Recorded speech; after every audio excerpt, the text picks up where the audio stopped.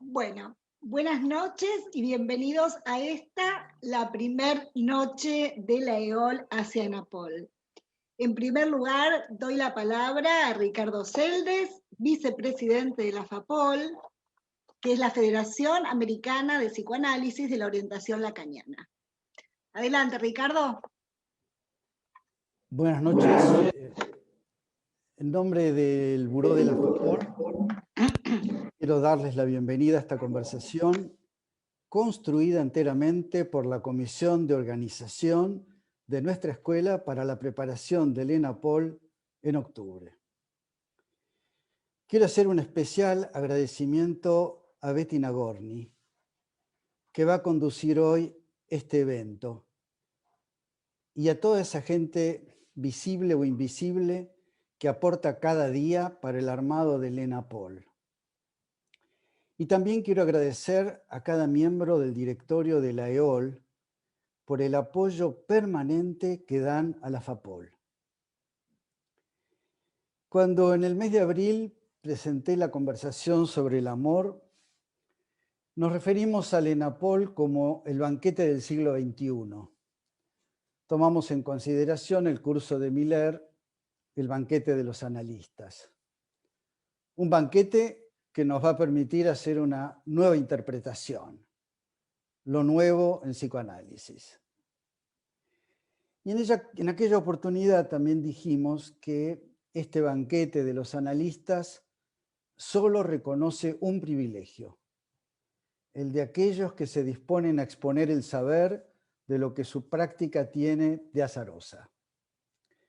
Es por eso que cada uno, si lo desea, ocupará el espacio que tiene reservado en el ENAPOL, tanto en las 10 conversaciones del ENAPOL con los grupos que ya están trabajando desde hace varias semanas, como especialmente en la jornada clínica, que es nuestro plato principal. Ya se han difundido las condiciones previstas para el envío de las propuestas de los trabajos, que serán leídos atentamente y van a ser seleccionados por 8 carteles compuestos por miembros de las 3 escuelas, con la dirección de la comisión científica, que ya ustedes los conocen, van a tener a su cargo una propuesta del programa de esta jornada clínica.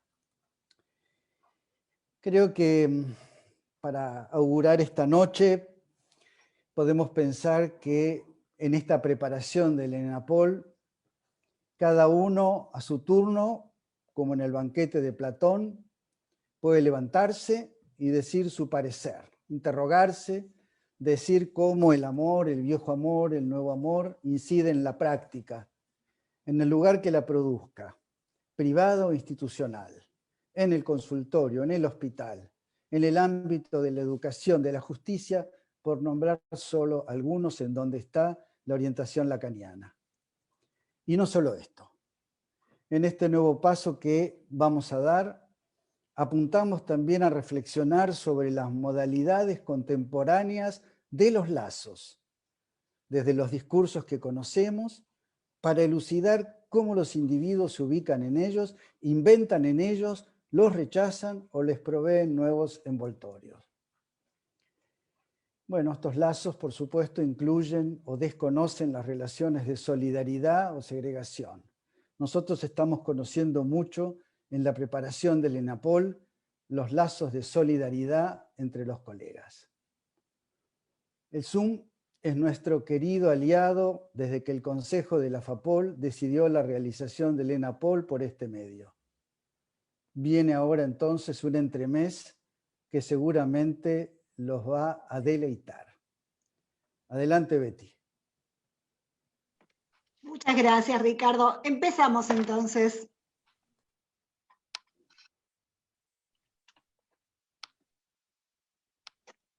Nací el 6 de mayo de 1856 en Freiberg, Moravia, un pequeño poblado de lo que hoy es Checoslovaquia. Mis padres eran judíos y yo lo he seguido siendo.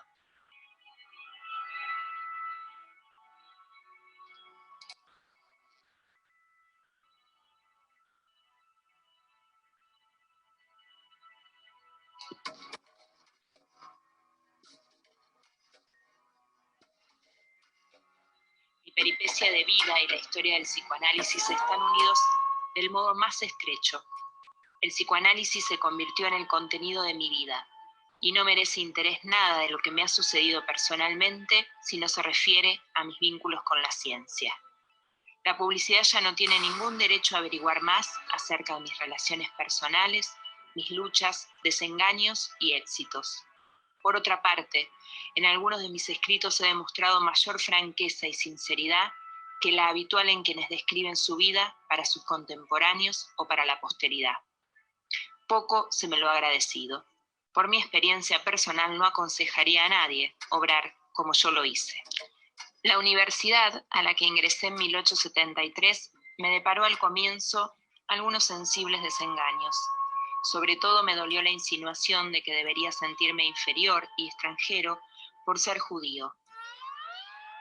Las primeras impresiones que recibí en la universidad tuvieron una consecuencia importante para mi tarea posterior, y fue la de familiarizarme desde temprano con el destino de encontrarme en la oposición y ser proscripto por la compacta mayoría.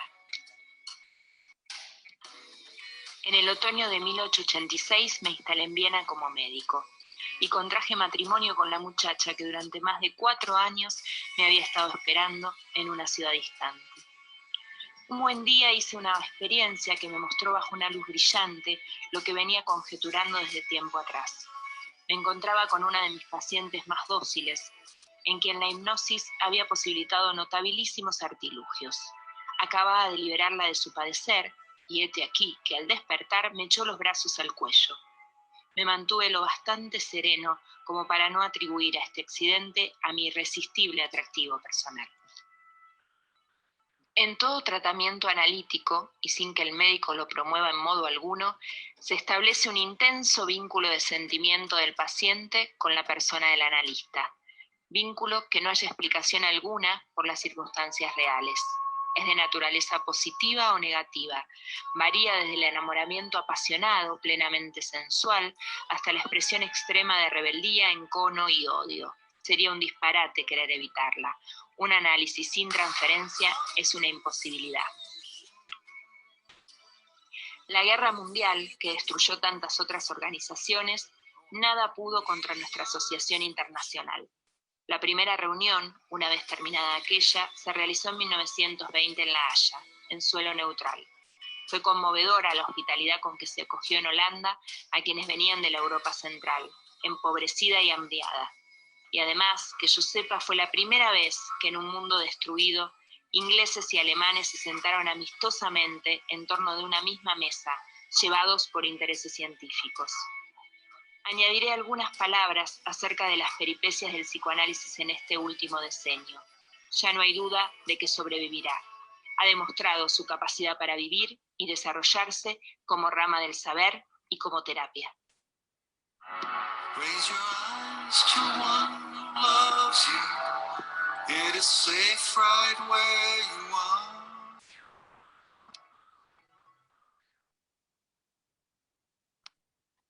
Gracias, Euge.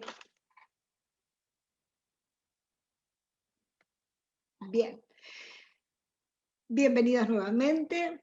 El próximo ENAPOL, que se celebrará entre el 8 y el 10 de octubre de este año, nos propone investigar lo nuevo en el amor y, tal como dice su subtítulo, las modalidades contemporáneas de los lazos. Orientaremos esta noche en esta última dirección: lo contemporáneo, los lazos, lo psicoanalítico.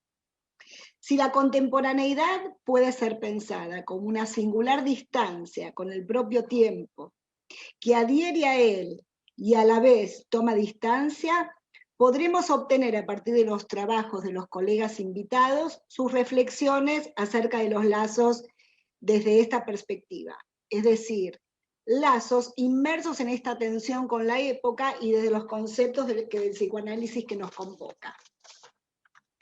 Freud, nacido hace 165 años, ha inventado el psicoanálisis a partir de la lectura de los síntomas íntimamente ligados a la moral victoriana. La creación del psicoanálisis es producto de la interpretación del efecto de la civilización leída por Freud en el incremento de las enfermedades nerviosas y las neurastenias de principio de siglo.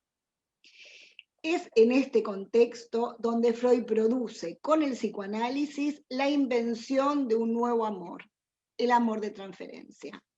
Un amor que, contrariamente a lo que se esperaría en otros ámbitos, no debe ser satisfecho, pero tampoco suprimido, para que se instale eso que posibilita un análisis.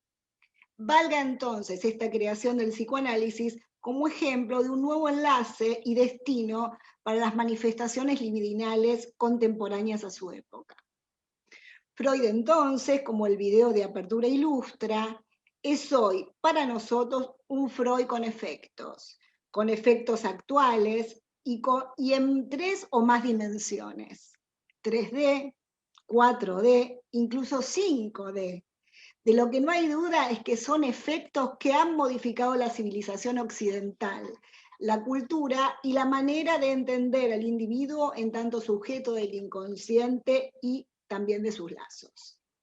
La propuesta de esta noche será ajustar la mirada sobre las herramientas que el psicoanálisis nos brinda para captar los modos en que se construyen y funcionan los lazos actuales.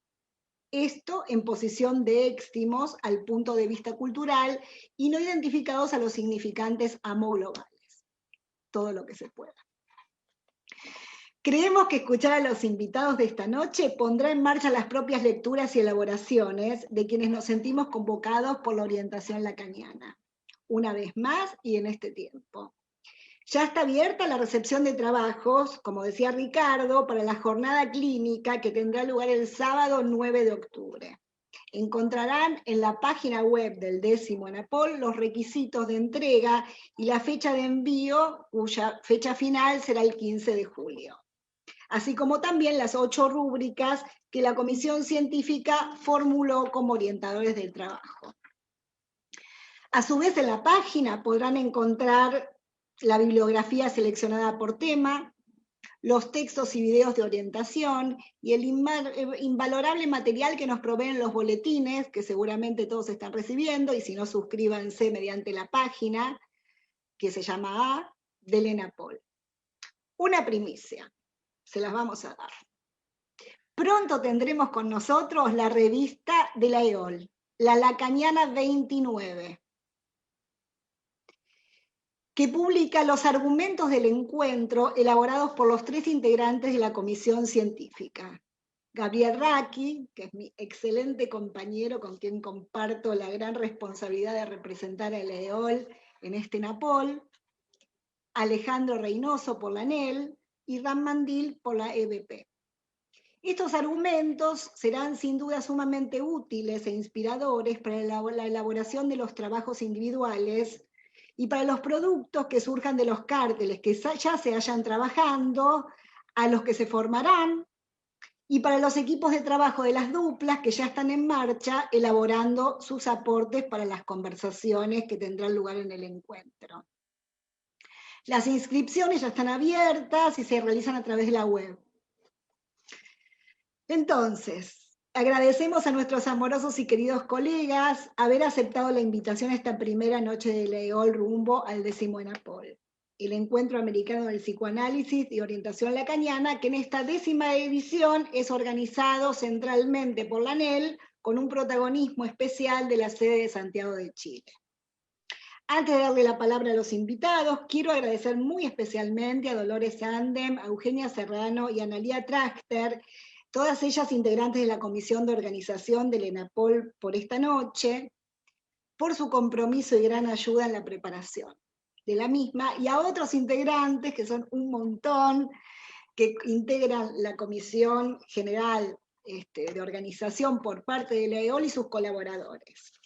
Recibimos entonces a Jorge Acef, que es miembro analista practicante de la EOL y de la AMP, docente de varios programas de maestría, entre ellos la maestría en clínica psicoanalítica de la UNSAM, y es coordinador académico de la maestría en psicoanálisis lacaniano de la Universidad de Córdoba. Actualmente es coeditor de la revista de lengua inglesa de la AMP, Lacan Review. Marina Recalde, amiga y miembro de la EOL y de la AMP, AE durante el periodo 2013-2016, actual directora ejecutiva del ICDEVA, docente del IOM 2 y del ICDEVA.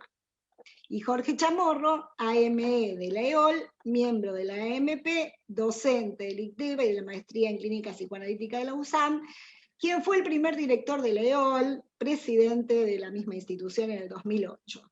Autor de libros como Ecos entre el psicoanálisis y la literatura, Interpretar, Mujeres, Un final inexorable y numerosos artículos en revistas y publicaciones psicoanalíticas. Dicta desde hace más de 2 décadas ininterrumpidamente su seminario de los jueves. En la actualidad, ese espacio lo mantiene de manera virtual. Muy bien, damos la palabra entonces a Jorge Acef. Hola Jorge, bienvenido. Hola, muchas gracias. Muchas gracias por invitarnos y es un placer estar esta noche acá. Bueno, hace un año aproximadamente, al mes que se declara la cuarentena, el confinamiento obligatorio en Argentina, quien salía en las conferencias de prensa para dar los partes de cómo iban los contagios y bueno, la que informaba en ese momento era la secretaria de Salud, hoy es la ministra Carla Bisotti, en una de esas salidas matutinas invita a un infectólogo que se llama José Barleta a que hablara con los periodistas. El infectólogo invitado comenzó por una lista de aplicaciones de sexo virtual a los que los ciudadanos podían acceder a través de distintos dispositivos. Y luego recomendó algunas prácticas a través de esos dispositivos que eran las prácticas recomendables para poder sostener el aislamiento que las medidas sanitarias requerían. Entonces los detalló: líneas hot, videollamadas, sexo virtual, sexting. El doctor Barleta también advirtió no olvidar la higiene de manos después de la masturbación y al final agregó, lo cito: es importante lavar y desinfectar teclados, teléfonos, juguetes sexuales y cualquier otro objeto que hayamos usado, incluso si fueron o no fueron compartidos con otras personas. Yo elegí este ejemplo para empezar, que en realidad me lo recordó el otro día Gabriela Greenbaum dando clase en la maestría. Me pareció un ejemplo bastante claro de lo que nos trae, o de la idea que viene con Hablo a las paredes, cuando Lacan plantea en Hablo a las paredes de que el capitalismo deja de lado lo que llamamos simplemente las cosas del amor. Pienso que cuando hablamos de la época y de lo contemporáneo, hay algo en este empuje a gozar y a eludir cualquier posibilidad de encontrarse con una ausencia, una falta, un vacío, un silencio, que es promovido hasta incluso hoy por los sistemas sanitarios. Y en ese sentido, el el espectacular diccionario que nos ha ido configurando los boletines que han ido saliendo en torno al ENAPOL, nos han dado una idea de la enorme gama de nombres que tienen hoy todas las prácticas que mencionó el infectólogo Barletta hace un año, más un montón que me fui enterando a medida que iba leyendo ese diccionario. Lo cual también me hizo darme cuenta de que muchas de las cosas que hoy se escuchan en el consultorio ya tienen nombre propio.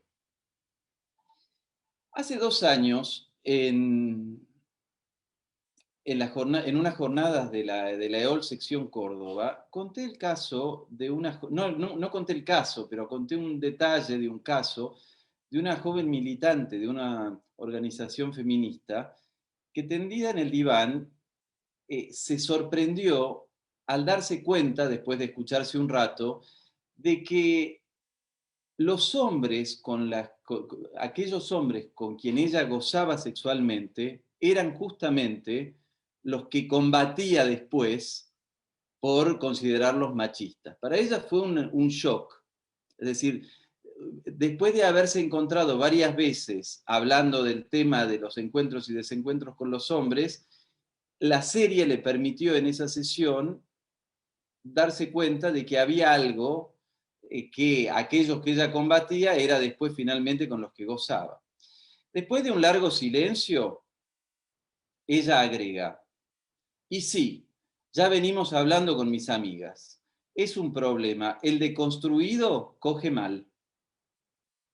Claro que se trata de una hipótesis que proviene de una posición subjetiva individual, pero la traigo para representar que, más allá de las formas que tome el encuentro amoroso en las diferentes épocas, se constata que hay algo que siempre falla.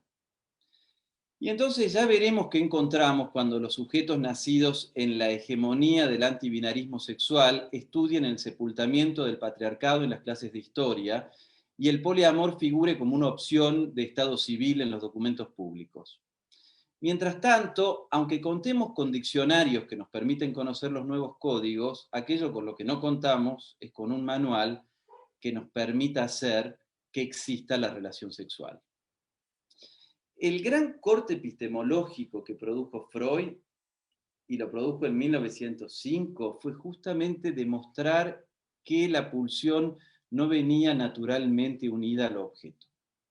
Desde entonces, el psicoanálisis sabe que la relación sexual no existe, que aquello que llamamos hombre y mujer son significantes organizados alrededor de semblantes, que el objeto A no tiene identidad de género, que el goce es siempre queer y que en el amor no hay 2, ni 3, ni 4 que puedan hacer uno.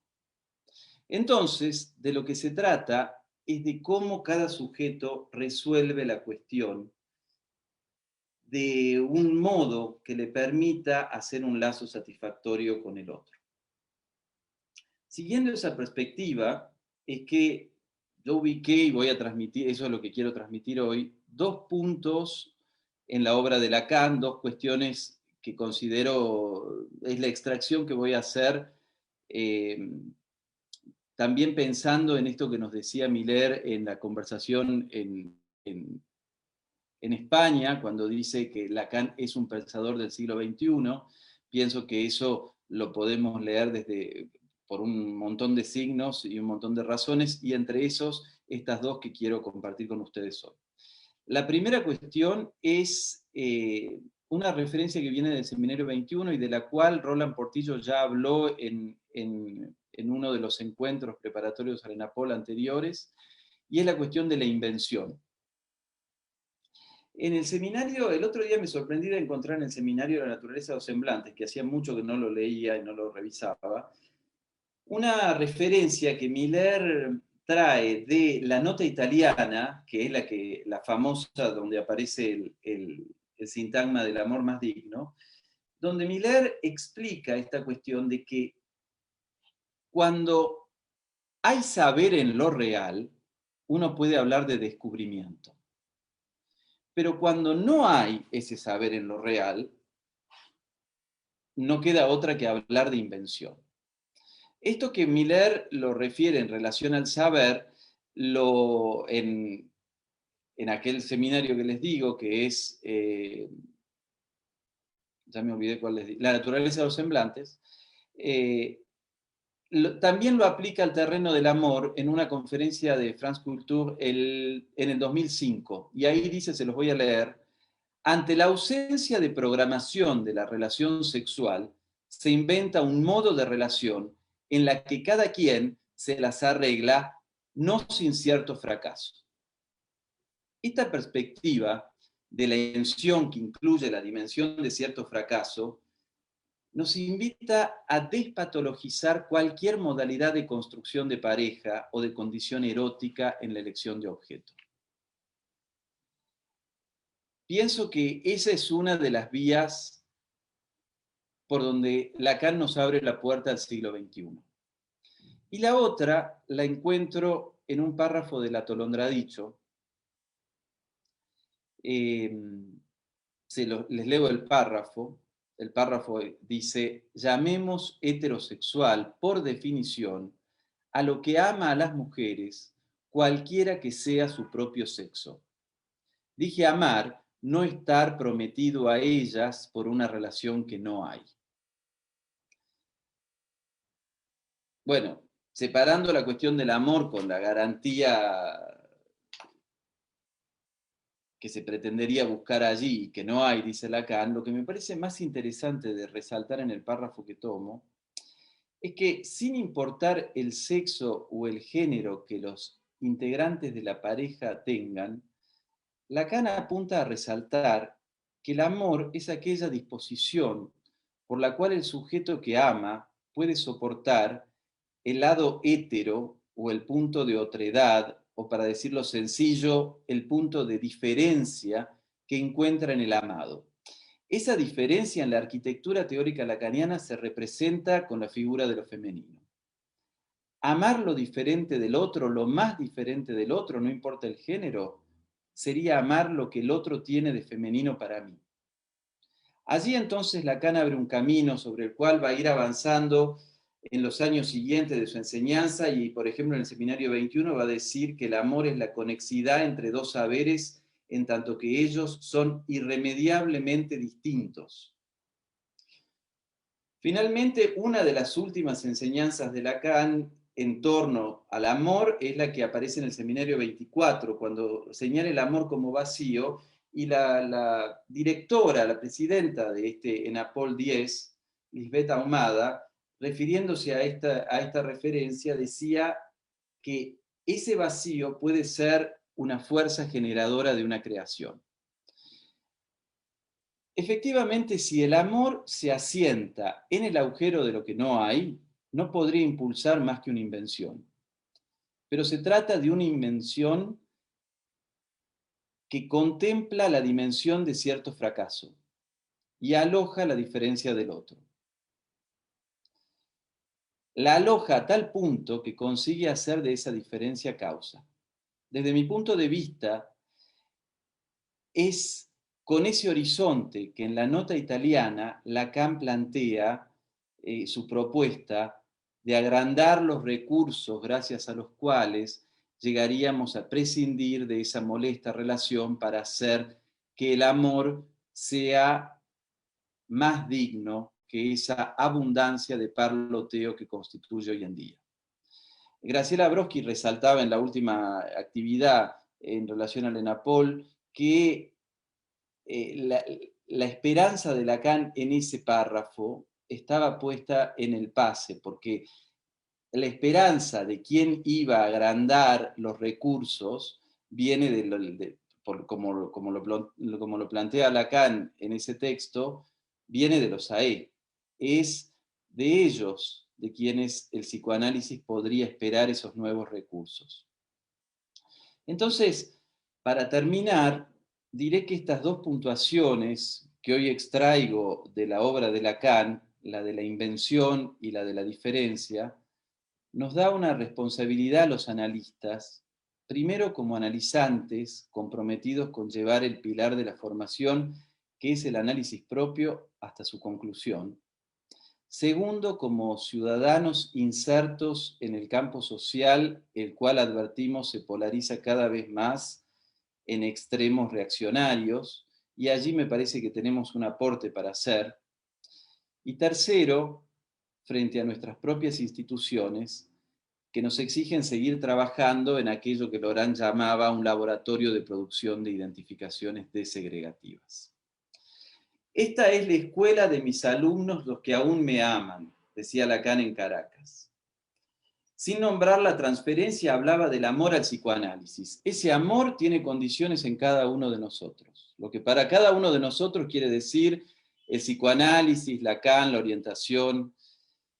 Sin duda va a ser un amor impuro, pero a mí me parece que mientras sigamos trabajando en esta perspectiva, tal vez podemos conseguir hacer de ese amor por el psicoanálisis, también un amor cada vez más digno.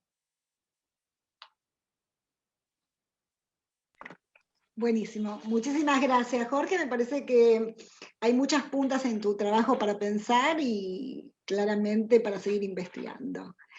Bueno, damos paso a Marina Recalde. Hola, Marina. Hola, ¿qué tal? Bueno, buenas noches a todos. En primer lugar, agradezco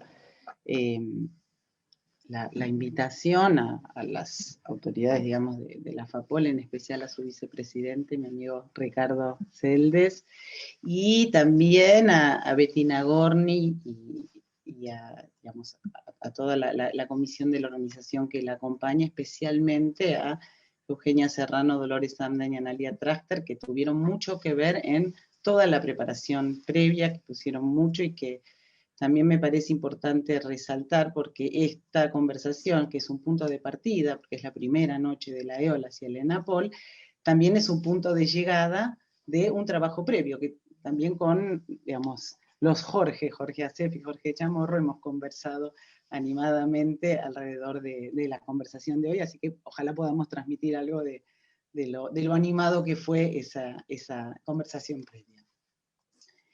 Entonces, puesta a pensar, digamos, en los ejes propuestos para esta primera noche, quise hacer hincapié primero en el título que propusieron, que es Lo contemporáneo, los lazos, lo psicoanalítico. Y a partir de ahí voy a tomar lo que gentilmente Betty, digamos, Nagorny, nos había detallado en uno de los mails y que tomó en la presentación, donde ubicaba la contemporaneidad como esa singular distancia, decía, con el propio tiempo, que adhiere a él y a la vez toma distancia. Entonces, desde mi perspectiva, quiero abordar este aspecto del propio tiempo, que a mi entender permite situar lazos, muchos lazos en plural, del cual quiero tomar un aspecto, y es el tema de la segregación. Y tomo este punto para abordar esta noche porque creo, podemos conversar, es un punto crucial donde el psicoanálisis, y en particular el psicoanálisis de la orientación lacaniana, entiendo tiene mucho para decir. El tema de la segregación no me es ajeno, bueno, en lo personal por razones que no vienen al caso ahora y que elaboré en mi análisis, pero también porque es un tema de mi interés y efectivamente he tenido el gusto de participar el año pasado en unas jornadas en Río de Janeiro, donde se abordó la temática de exilios, síntoma, cuerpo y territorio, en donde en esa ocasión elegí el tema de la segregación, y hoy quisiera dar algunas vueltas a propósito de eso y de lo que fui siguiendo pensando, ¿no? Para conversar entre nosotros. Sabemos que la multiplicidad de goces que fragmentan el lazo social, y más aún los lazos contemporáneos, implican la exigencia, digamos, de un uno que intenta homogeneizar e integrar a todos iguales en un todo de cualquier manera. Y eso expulsado va a volver como segregación, como violencia. Y me pregunto qué podemos decir nosotros, como analistas de la orientación lacaniana, a este respecto. Me parece que esto toca un punto crucial, y que es interrogarnos por aquello que nos separa del otro, pero que a la vez, entiendo, toca aquello que nos separa de nosotros mismos. Con eso me refiero a ese punto hétero, insoportable, del otro, pero también insoportable de uno, que hace imposible o dificulta el lazo. Creo que es un punto estructural inherente al discurso mismo, o sea que la segregación está presente en todo el lazo social, o sea, como efecto del lenguaje como tal. Y si evoqué lo de Río es porque en esa ocasión conoció un filósofo camerunés que desconocía, y que le agradezco a Marcos André la referencia, Marcos André Vieira, que se llama Achille Mbembe, quien señala la importancia de atravesar los binarios. Blanco-negro, pobres-ricos, lindos-feos, hombres-mujeres, entre otros, para poder dirigirse a otro modo de estar en el mundo. O sea, atravesar esa lógica sostenida en la diferencia que nos deja atrapados en la lógica, inevitablemente, de nosotros y ellos, y que en general termina en nosotros o ellos. Es verdad que el mundo está hecho de eso y que muchos eventos actuales dan cuenta del horror que pueden provocar políticas sostenidas en este tipo de ideologías, ¿no? Y en ese nivel, entonces, a nivel de lo que sería lo universal o incluso de lo particular, serían los todos, los de algunos, que si bien arman conjunto, hacen desaparecer lo singular de cada uno y a la vez los recorta de esos otros que no son esos algunos. Entonces, esa identidad, por llamarla de alguna manera, podríamos decir compartida en esos algunos que arman un conjunto, dan una cierta continuidad, pero a la vez incluyen esos algunos a un sujeto, a cada sujeto único e incolectivizable, aunque igual a otro en muchos aspectos. Entonces, existe, pienso, un tipo de identificación que colectiviza y que en cierto sentido da una identidad. Identidad que pienso es el signo de resistencia frente a un otro brutal que a veces avanza sobre los sujetos y los cuerpos, ya sea por su color de piel, su religión, su sexualidad, su aspecto físico, en un intento totalizador de expulsar lo distinto. Así, esos colectivos, que toman diversas formas, mujeres golpeadas, negros, homosexuales, trans, la lista sigue, ponen un límite al colectivizarse a la brutalidad del otro, o al menos lo intentan, para impedir que ese cuerpo sea masacrado, humillado, violentado, despreciado, invisibilizado. Y para posibilitar que cada sujeto de ese colectivo encuentre en el otro un par, un semejante, que le permita sostener mejor esa resistencia. ¿Por qué? Porque esa brutalidad ejercida en general proviene de lugares de poder, como recién decía. Entonces, me parece que eso le da una asimetría que dificulta mucho una resistencia solitaria. Entonces pienso que no toda identificación conduce al sufrimiento, o sea, no toda identificación mortifica, algunas vivifican. Es más, pienso que esos movimientos son en cierto nivel absolutamente necesarios, potentes y esperanzadores y merecen nuestro respeto. Bueno, después con la conversación continuaré con eso. Pero también tenemos otra vertiente de la identificación. Es decir, la primera es una lectura más de lo que uno puede ver como ciudadanos, podríamos decir, ¿no? Como ciudadanos insertos en este mundo. Pero hay otra vertiente de la identificación, donde pienso el neurótico se encuentra a sus anchas, identificándose un lugar que a todas luces lo nombra.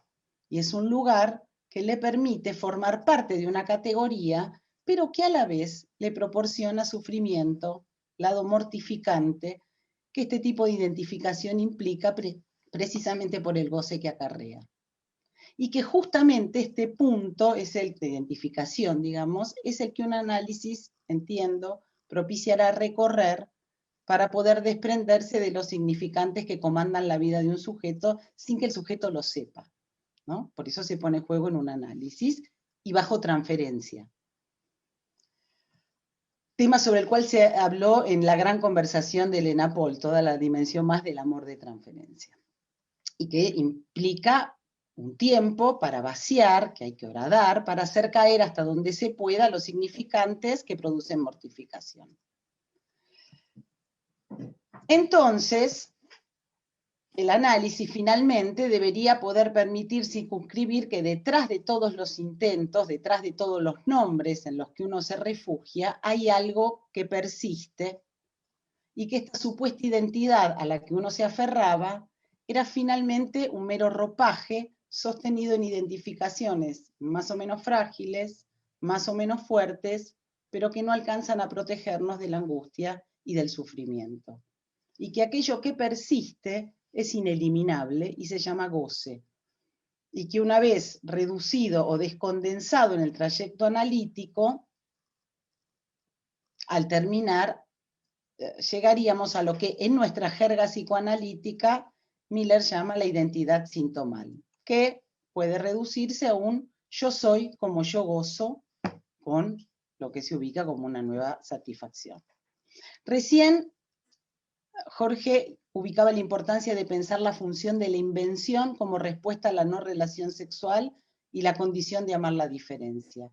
Y yo entiendo exactamente así lo que el psicoanálisis puede ofertar a un sujeto, la posibilidad de hacer lazo, de amar, pero sosteniendo esta diferencia. Es decir, ofertar un nuevo lazo, un nuevo modo de amor, pero en tanto se trata de amar a eso tan radicalmente extraño, pero a la vez tan propio que habita en cada uno de nosotros.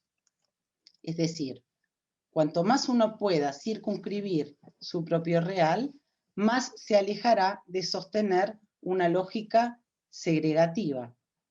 Porque si uno sabe que lo hétero, eso extraño, también está en uno y hay que lidiar con eso, más sencillo, pienso, será albergar lo hétero del otro, en vez de segregarlo.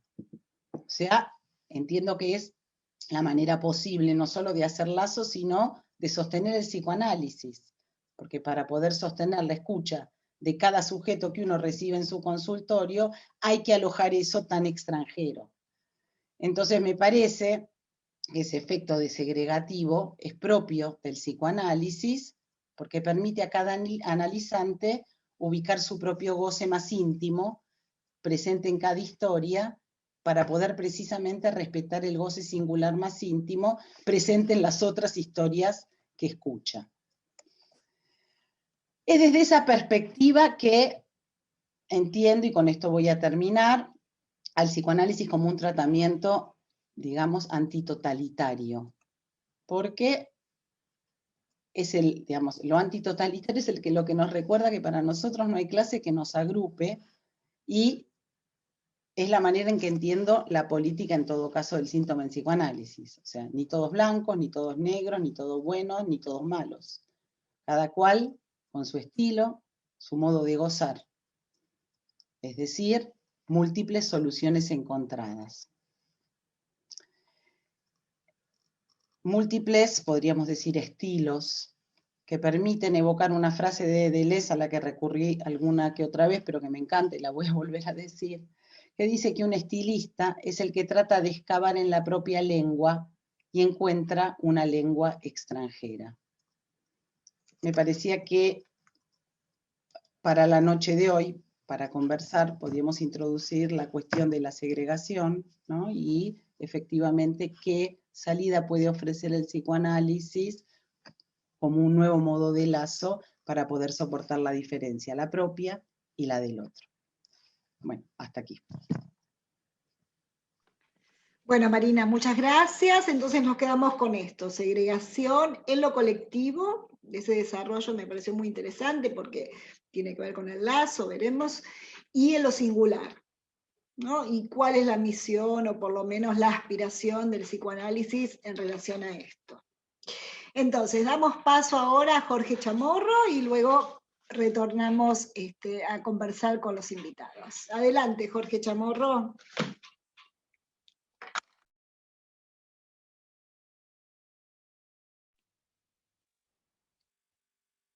voy a ordenar una cuestión muy simple y les aclaro que me dirijo a todos, pero especialmente a los no analistas presentes. Por lo cual, toda palabra técnica, conceptual, que no se entienda lo que digo, es un error de mi parte. Y por lo tanto, espero que los que no entendieron alguna palabra que empleé me lo pregunten, para que entre todos podamos responder. Les recuerdo que la función del no analista es la función que el psicoanálisis usa para evitar la segregación. El no analista tiene que estar incluido, y fundamentalmente en nuestros discursos. Por eso me dirijo especialmente a ese esfuerzo de incluir al diferente, que en este caso sería el no analista. Ese es un punto.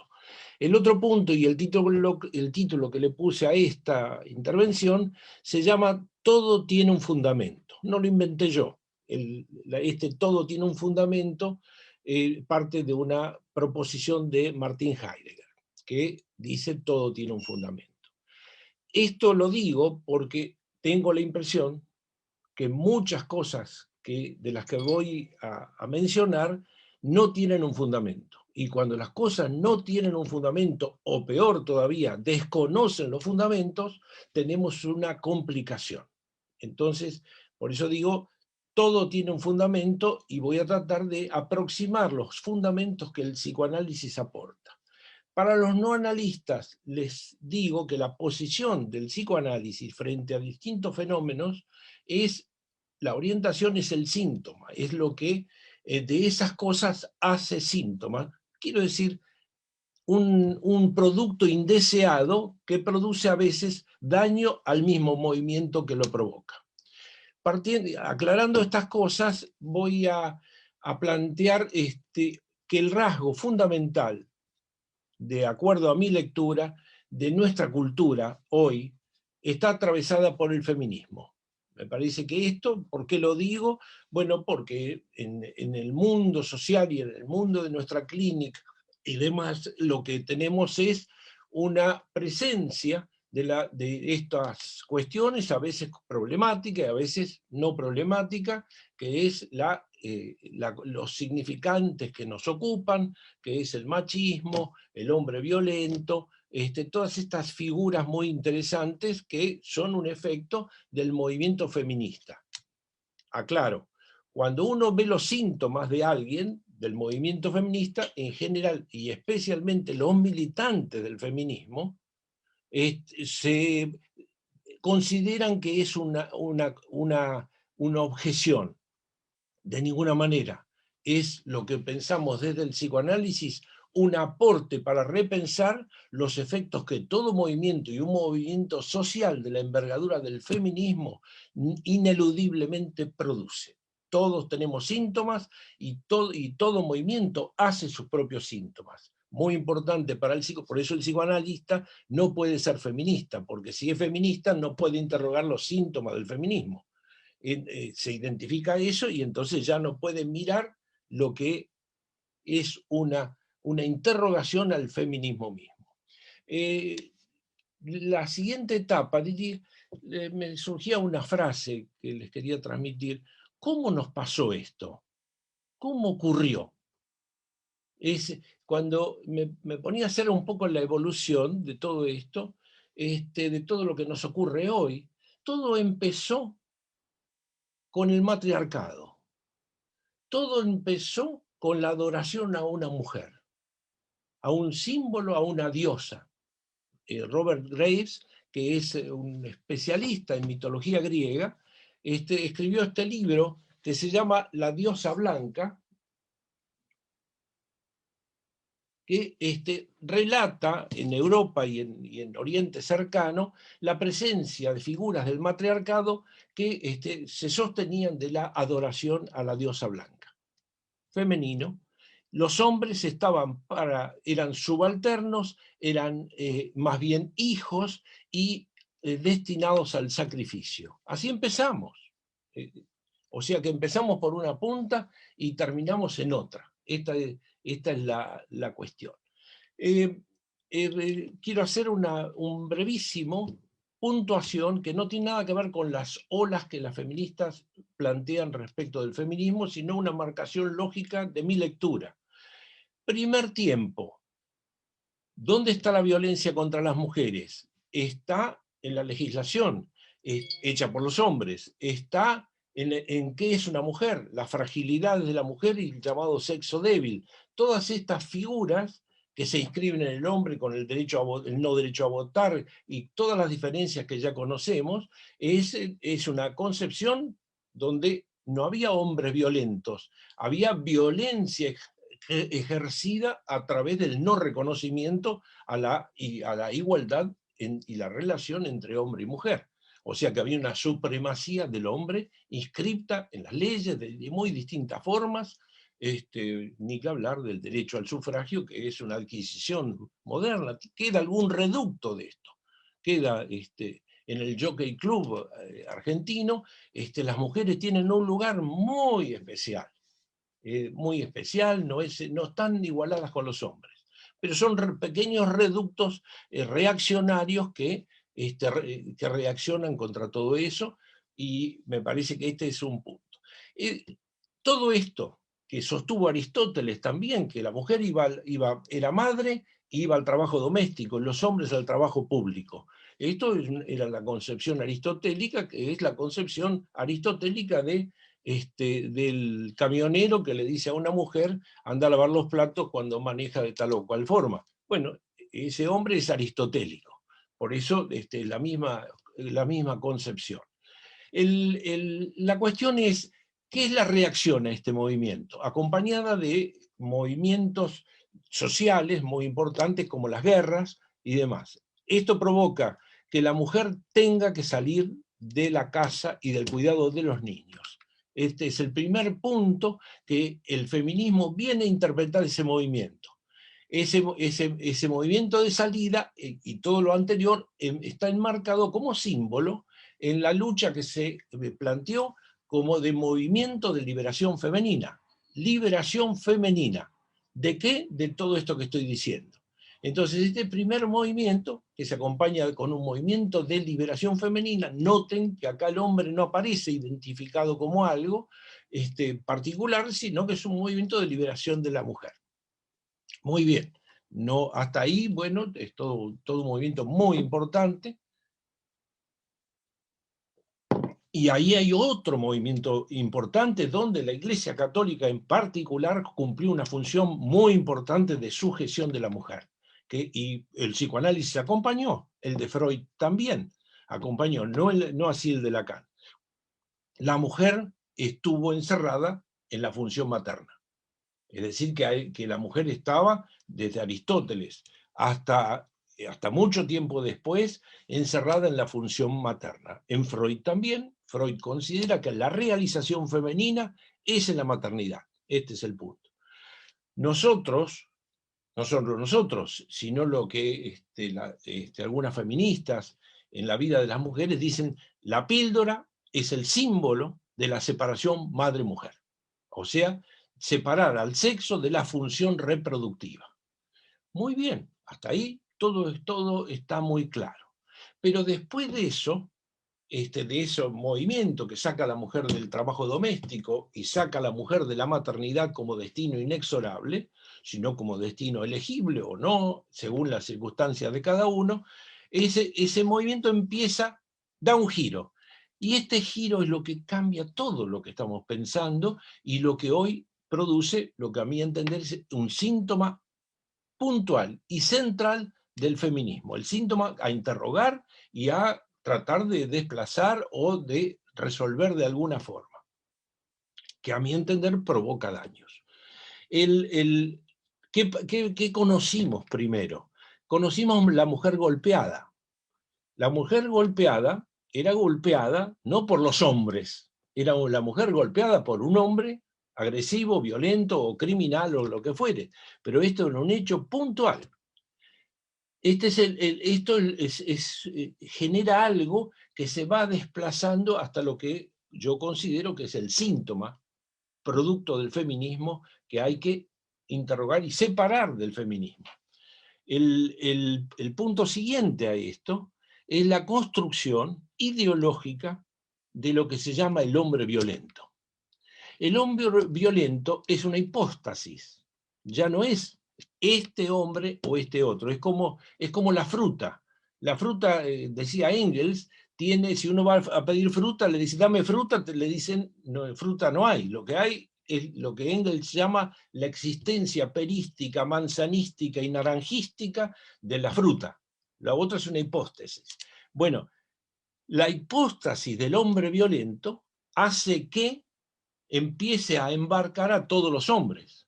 Este es un movimiento muy importante que produce efectos de que el hombre violento empieza todo hombre que levanta la voz empieza a encajar en el hombre violento. Y esto se suma a toda una militancia y a una ideología que constituye a ese hombre como violento. Pequeños desplazamientos que se van produciendo. Empieza la militancia y la lucha. Entonces, que, vuelvo a decir, tiene toda su envergadura muy importante de interrogar el lugar de la mujer y de defender a la mujer de la sujeción. Pero, el hombre pasa a ser, ese primer paso es, el hombre violento pasa a ser todo hombre, en tanto hombre es violento. Esto ya pasamos a otro nivel de la cuestión.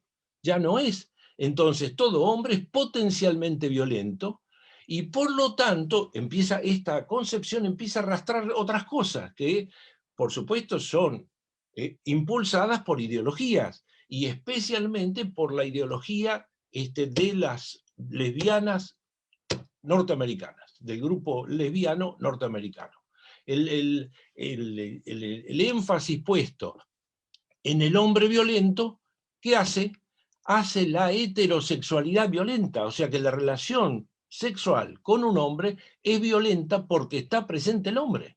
Y por lo tanto, como el hombre es violento, no hay más remedio que la heterosexualidad sea violenta.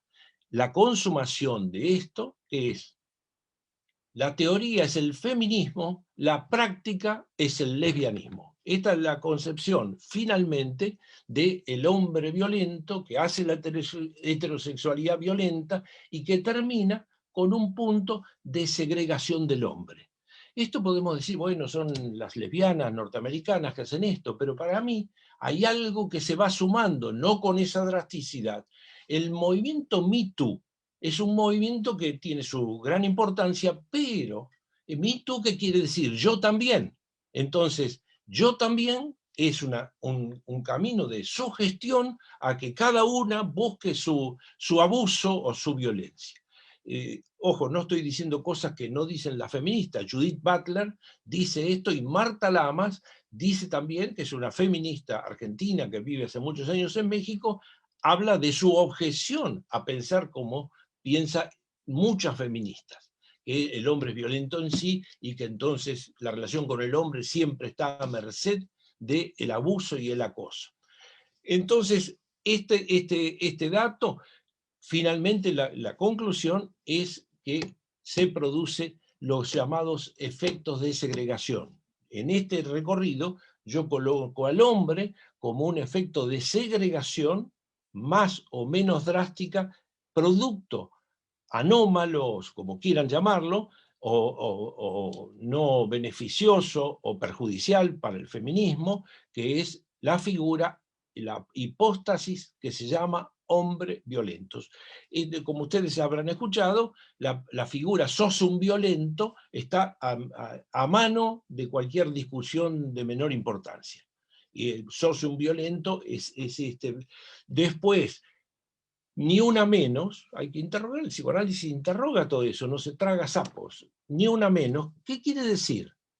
Ni una menos quiere decir que del otro lado, ¿quiénes están? Los que hacen el menos, están los hombres. Y si los hombres son violentos, entonces esa formulación, ni uno menos, es una formulación que pone enfrente a los hombres en general. De hecho, muchos hombres quisieron participar de los movimientos de Ni Una Menos, etc.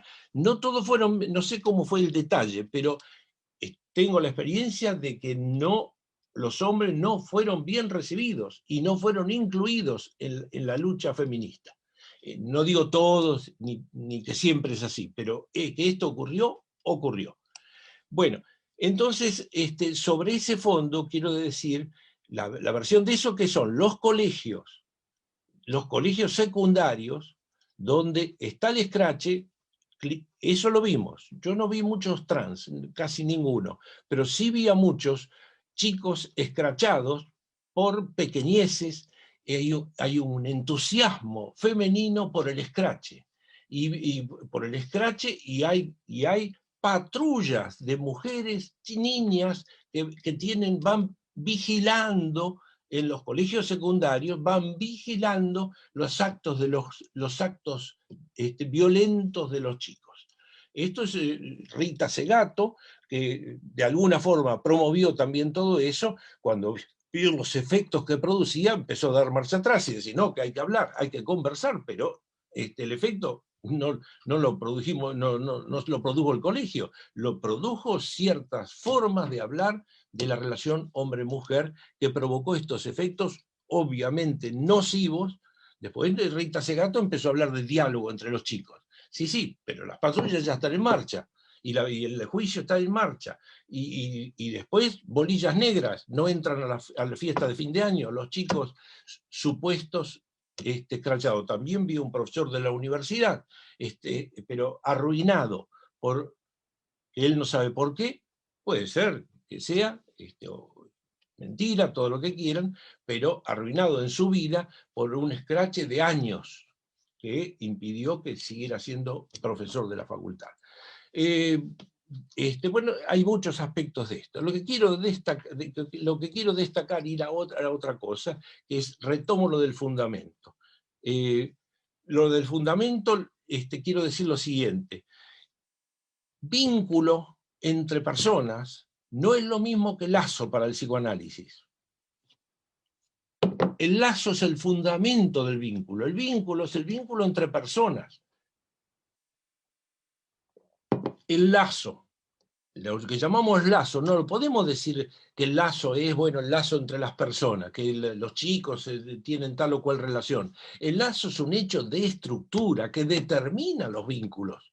Ni que hablar en las parejas, es decir, es un fundamento el lazo, que es la relación no entre personas, sino entre cada sujeto y sus propios objetos, que después, para que las personas y los lazos se armen, tienen que encajar con las formas de la relación de cada uno de nosotros con sus propios objetos.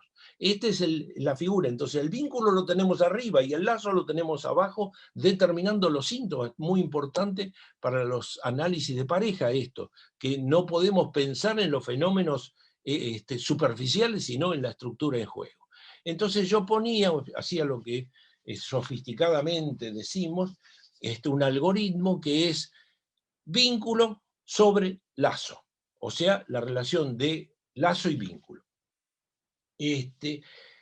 Otra cosa, digamos, que podemos decir es el psicoanálisis. Nosotros venimos, esto me llama la atención, porque inclusive en algunas psicoanalistas que se dicen feministas, vinimos hablando, no 3 días, años de la decadencia del nombre del padre. Para el psicoanálisis, el nombre del padre es la función paterna, está en decadencia, pero no en los últimos 10 años.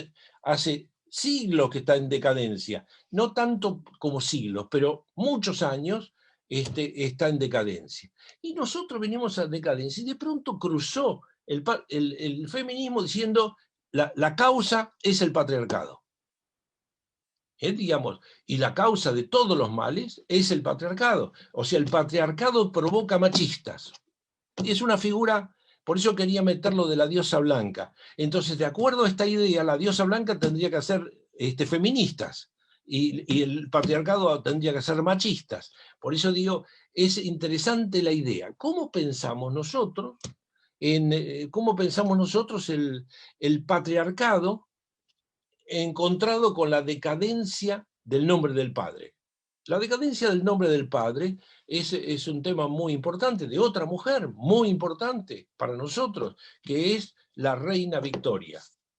Este texto que es sobre la reina Victoria, que es de Lytton Strachey, es la historia de la reina Victoria, una reina, una mujer, que determinó un siglo entero, con sus marcas muy importantes, en el marco de lo cual nació el psicoanálisis, nació Michel Foucault, etcétera, como interrogando lo que se llama la reina Victoria, o victoriana, es la reina de la represión. Después yo busqué en este texto cómo funcionaba eso. Funcionaba más bien, al parecer, no por principio, sino por modelo de mujer que pesó en la sociedad británica. Mujer de su casa, etcétera, madre de hijos, bueno, con una figura así. No vi indicios claros de cómo esa mujer incidió en lo que se llama la represión del siglo en que nació Freud. Entonces decía, ¿cómo pensamos esto?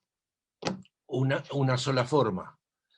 Es otro algoritmo. Ponemos decadencia del nombre del padre en la base, encima patriarcado. O sea, el patriarcado encubriendo la decadencia del nombre del padre. Esta sería la cuestión. Para nosotros, la decadencia del nombre del padre, la decadencia de la función paterna, dio lugar a ¿qué? Lo llamamos sofisticadamente feminización del mundo. Por eso se cruzan las categorías, feminización del mundo, feminismo por otro lado. Para nosotros, para los no analistas lacanianos presentes, la feminización del mundo es lo que me parece que Marina llamó la dispersión de los goces. Digamos, tiene algo que ver con eso. No está todas las satisfacciones no están encasilladas en tal lugar, y entonces se abre un camino de goces que se desplaza para todos lados, y entonces el psicoanálisis, que se dedicó a levantar represiones, se plantea cómo hacer para regular todos esos goces. O cómo ayudar. Lacan plantea hacer vergüenza, hacer vergüenza, y toda una serie de elementos que se esforzaba en esa regulación. Es decir, que me parece que ahí podemos poner decadencia del nombre del padre y patriarcado encima. ¿Qué quiere decir? Que el patriarcado es toda historia, no está sola, toda historia es una interpretación de la historia. Y nosotros sabemos muy bien que la causa para el psicoanálisis está vacía, y si está llena hay que vaciarla para entender bien las cosas. Bueno, el feminismo puso en el lugar de la causa el patriarcado. Noten esto, el patriarcado ¿qué da? Machistas. O sea que hay una relación de hombre a hombre ahí. Pareciera que está pensado en lógica identificatoria, en lógica que nosotros no compartimos para nada, que los hombres, los patriarcas, dan machos. No me parece que sea eso. En un plano puede ser. Yo recuerdo, y lo que decía la gente, este chico tiene alguna fragilidad masculina, mandarle a un hombre fuerte. Y yo hice laboratorios donde le decían a un chico que era frágil y todo eso, que estuviera con el patriarca que le iba a enseñar a ser hombre, algo así. Eso es identificación, imitación, como quieran. Es lo más superficial que podemos entender nosotros, como idea de esa figura causa del machismo que es el patriarcado. Por eso, para mí, es una figura que desde nuestro punto de vista es la superficie. Abajo de eso hay decadencia del nombre del padre. Me lo construí así, yo como en la búsqueda del fundamento. Bueno, creo que... bueno, no, me he olvidado de lo principal. Eso no, son dos frases. Todo esto extraje de un chico perseguido por las mujeres en todo sentido, perseguido porque es un lindo chico y muy, muy convocante de las mujeres, pero que además las mismas mujeres que lo seducen y que lo llaman, y que no quiero entrar en detalles que son escandalosos de la capacidad seductora de ese chico, pero él me decía que una de las cosas que le decían las chicas a las que él de alguna forma siente que se le acercan y que lo convocan y que le exigen una respuesta erótica. Si hay una transformación, bueno, las chicas le exigen una respuesta sexual, no amorosa, sino sexual, lo cual interroga también nuestra afirmación de que lo femenino es la conjunción amor-sexo. Bueno, pues las chicas le exigen, y los procedimientos que hacen son muy divertidos. Cuando él no responde, le hacen unos procedimientos divertidos. No sabes lo que estoy haciendo acá pensando en vos. Bueno, toda una serie de elementos así de alto nivel de presión. Por eso decía que el tema es que él me decía, le digo, en una frase que pronunció en su análisis, que es responsabilidad afectiva.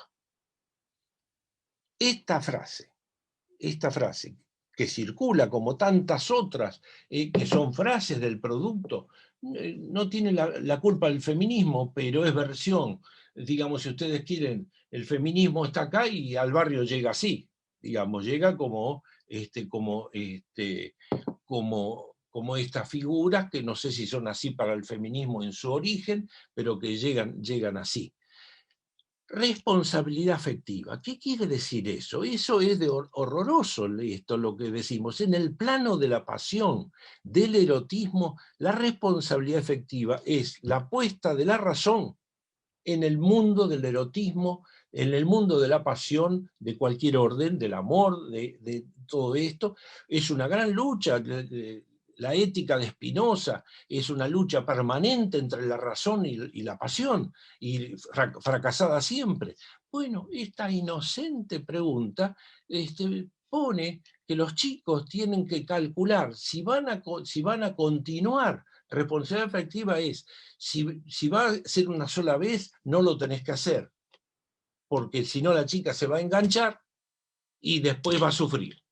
Y entonces la responsabilidad afectiva, y no me quiero olvidar una última cosa, ya que dijo Betty, la responsabilidad afectiva es voluntarismo, decisión y cálculo en el mundo del amor y de la pasión, ¿no? Esto, después en la charla, en la conversación, no quiero ocupar más tiempo, lo podemos hablar, pero esto para mí interroga, tengo un trabajo hecho sobre eso, que me pidió Miller, que es la libre elección de género, la libertad de elección del género o del sexo. Libertad, autopercepción, dice la ley. ¿Nosotros qué podemos decir de las autopercepciones? Todos nos percibimos mal. Y de pronto la ley sostiene la elección de género y de sexo en la autopercepción.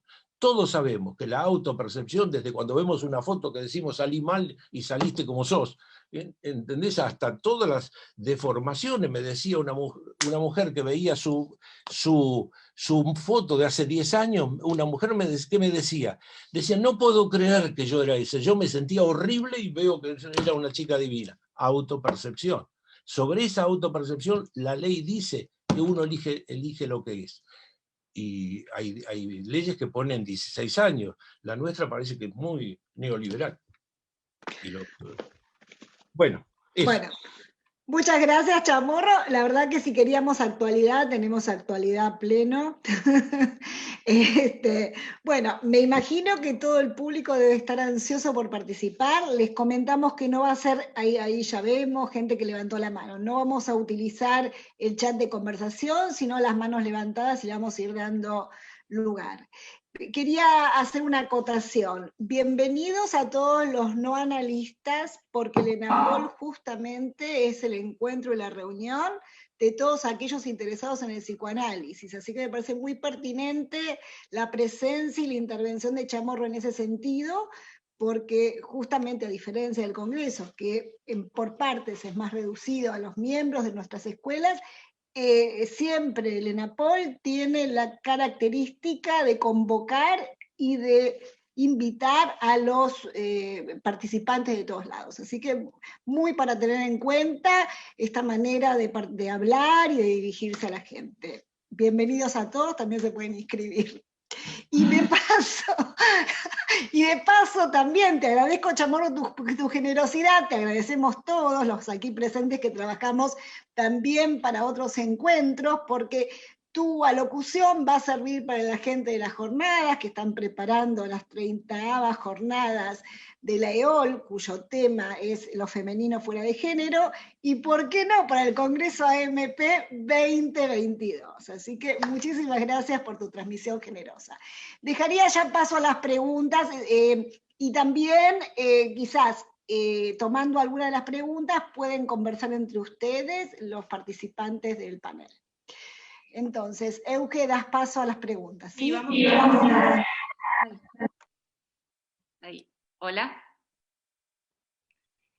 Vamos a tomar de a 3 intervenciones. Diana, Diana Pawlowski, a ver si te podés habilitar. Creo que ya está. Sí. Bueno, primero una cuestión rápido de lo que escuché. Jorge, me gustó muchísimo lo de incluir al no analista, y recordaba mientras te escuchaba que Miller siempre decía que Alain Groillard, que era su amigo, era el no analista que hacía ese efecto de estructura en la escuela y que siempre quería que esté, ¿no?, en los dispositivos, digo como constitución. Pero un poco escuchándolos, hablaste de amor mucho hoy en el seminario.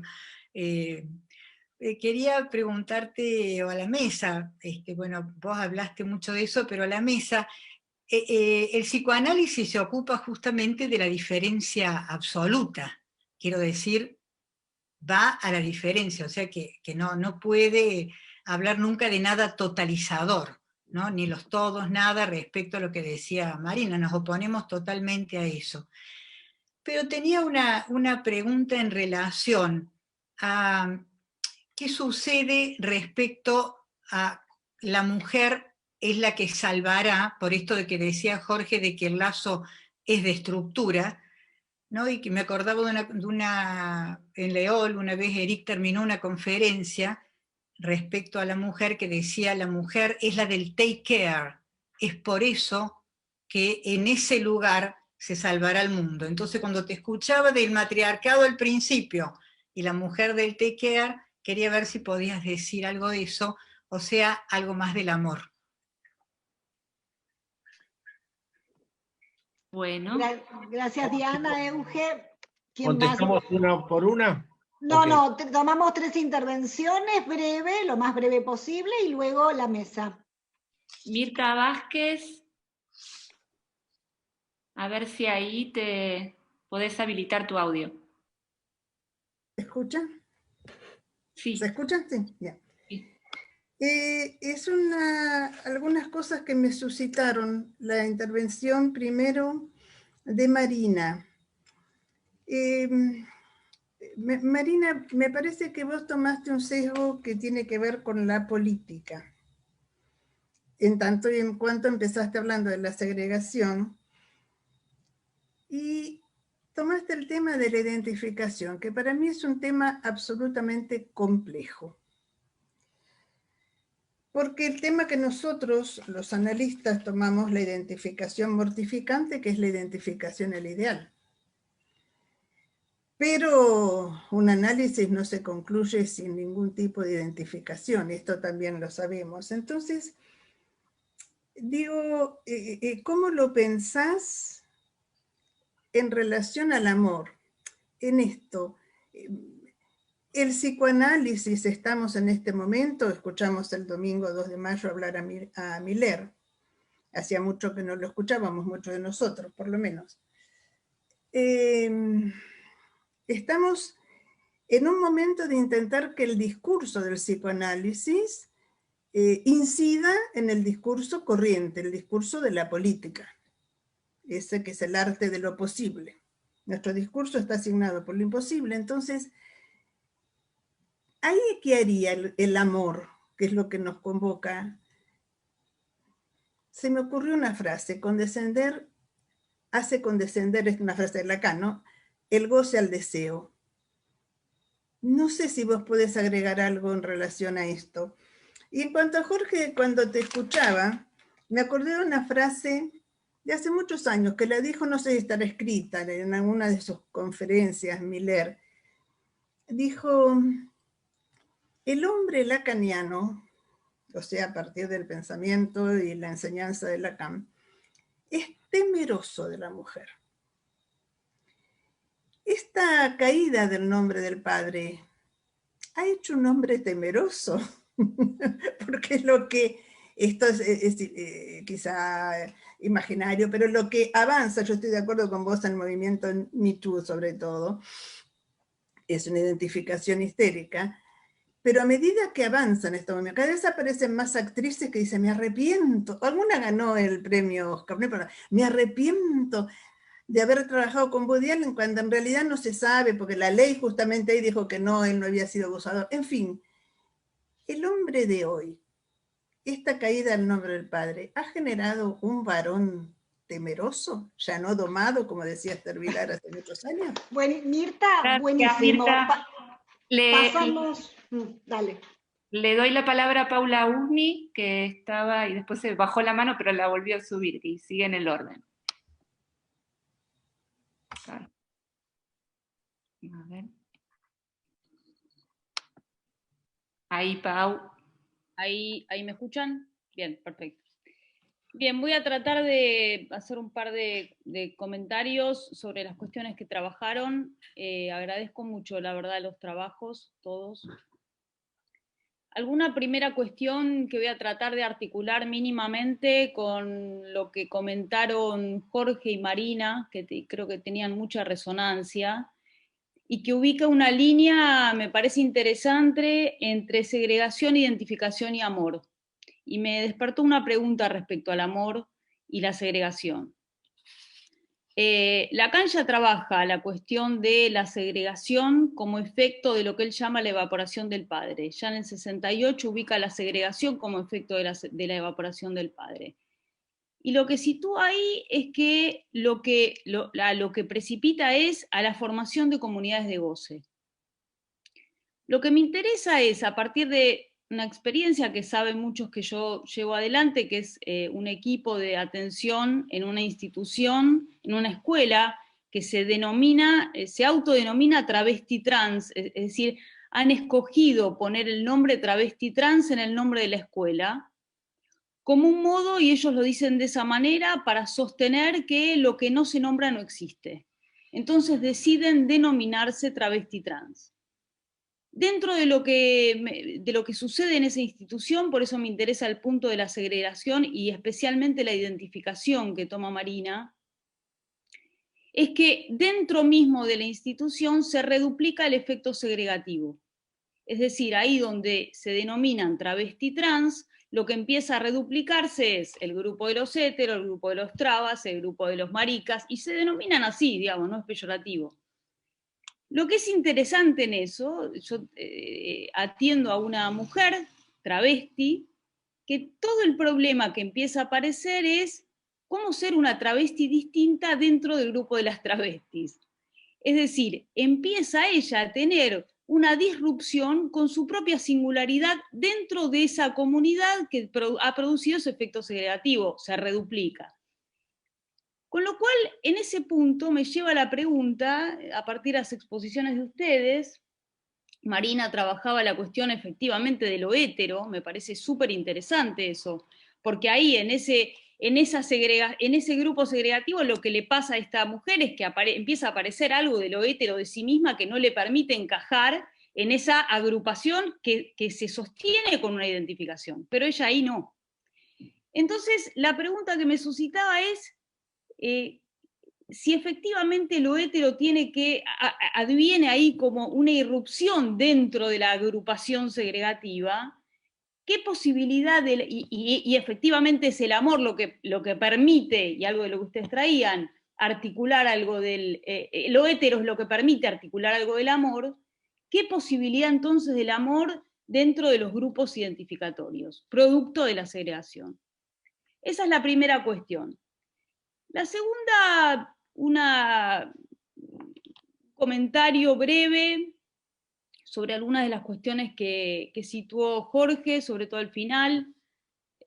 Voy a ser muy breve, tendría muchas cosas para decir, pero voy a ser muy breve. Paula, te pedimos que acotes eso, así pasamos a la mesa. Gracias. Porque Jorge hablaba de una ley de identidad de género neoliberal. Yo creo que más bien, y esto es algo que es mundialmente conocido así, a partir de la ley de identidad de género en la Argentina, la ley de identidad de género en la Argentina más bien es una ley de vanguardia. No sé si es neoliberal, pero es de vanguardia. Y es de vanguardia porque, y nosotros hemos investigado mucho, saben también que yo soy responsable del Observatorio de Género en este momento, y en el observatorio hemos hecho muchísimas investigaciones, por ejemplo, de los efectos en salud y en educación, antes y después de la ley. Entonces es importante ubicar que una ley como la ley de identidad de género, con las cuestiones que podemos pensar internamente desde el psicoanálisis, que por supuesto tenemos muchísimo para pensar, pero hay que poder empezar a ubicar las consecuencias a nivel social que ha tenido la ley y las consecuencias a nivel de la inclusión de un sujeto de derecho, sin el cual el psicoanálisis no puede incidir. Entonces es importante ubicar que efectivamente la ley lo que ha producido es un sujeto de derecho que tiene muchísimo más acceso al psicoanálisis, porque tiene acceso a los centros de salud y porque tiene acceso a una salud digna, si no, no la tendría.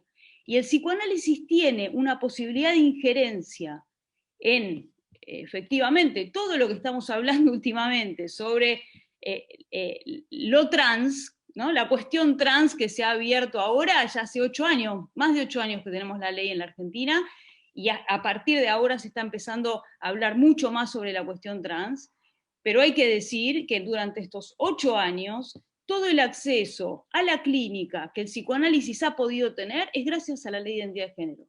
Si no, esa población no tiene acceso a la salud. Bien. Buenísimo. Muy bien. Entonces, ¿quién de los expositores quiere intervenir? Los tres contestamos a todo. Muy bien, adelante. Compañeros. Dale, Chamorro. No seas tímido. Dale. No, yo, a ver, son muchas cuestiones que me gustaría, digamos, conversar. No sé si voy a poder responder todas, porque me parece que hay dos niveles de la cuestión, ¿no? Efectivamente, lo que se fue ubicando como lo que acontece como movimientos sociales, que por eso yo intentaba, digamos, distinguir eso efectivamente, porque me parece que son movimientos que son necesarios, porque efectivamente, por eso yo traía esta frase de este filósofo, porque me parecía que son esos movimientos que surgen, como él lo dice, es cuando el poder brutaliza el cuerpo, la resistencia asume una forma visceral, dice, ¿no? Hay algo de eso que surge como respuesta y que se vuelve necesario para poder soportar y visibilizarse, esto que algo decía Paula recién, ¿no? Respecto de si esto no hubiese acontecido, entonces desde esa perspectiva, me parece que hay que ubicar la diferencia con lo que podemos, digamos, recibir de lo que ubicaba Jorge de lo que efectivamente se trata, ¿no? Y es decir, él lo decía, el lazo entre el sujeto y sus propios objetos. Y es con eso con lo que el sujeto ama y se enlaza. Digo, no sé si estoy, digamos, si comprendo bien a lo que fue Jorge, porque hay puntos que yo puedo coincidir y hay puntos en que no, pero me parece que por lo menos lo que a mí me interesa es